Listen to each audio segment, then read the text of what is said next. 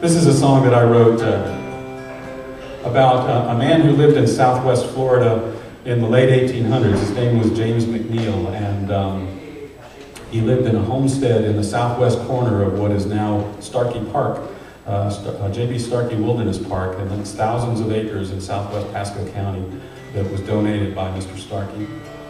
And he told a friend of mine one time that Mr. McNeill had there was an old rundown homestead close to the entrance to the park there. So my friend Bert Golub, who's a dentist in Newport Richey and also heads up a scout troop, took it upon his scout troop to turn this old rundown homestead into an exhibit.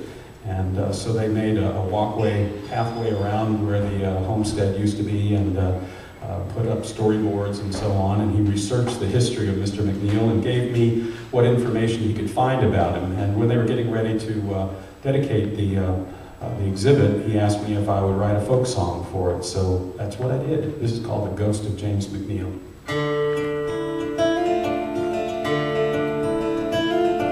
The name is James McNeill, and this land was once mine. I own 61 acres covered with live oak and pine. Paid 90 cents an acre for the deed in '82. Money was hard earned and my dreams, they were too. I was born in Marion County in 1843. At 18 I enlisted in Florida's 1st Cavalry. I went to fight the Union with my brothers by my side. I was there when we surrendered at Appomattox in April '65. And I killed my share of soldiers and I struggled with disease. I fought on in Virginia and I fought in Tennessee. When the war was over I came home to farm these fields.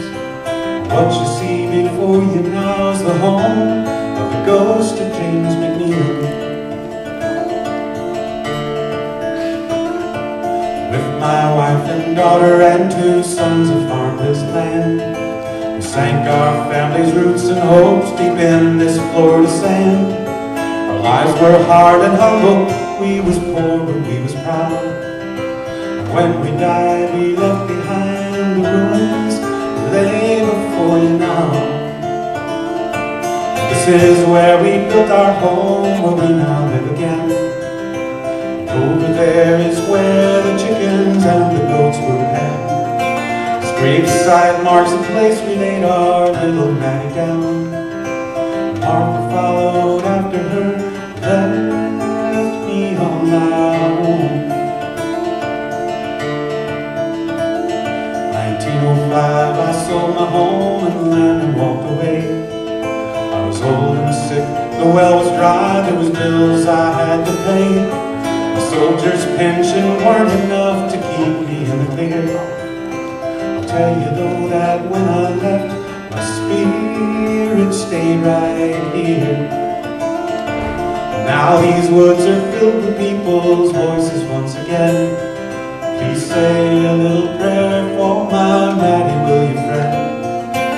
Pay your last respects to Martha also, if you please. And take away a sense of Florida's history when you leave. And for a moment as you're passing through here, stand real still. You just might hear the whisper of the ghost of James McNeill.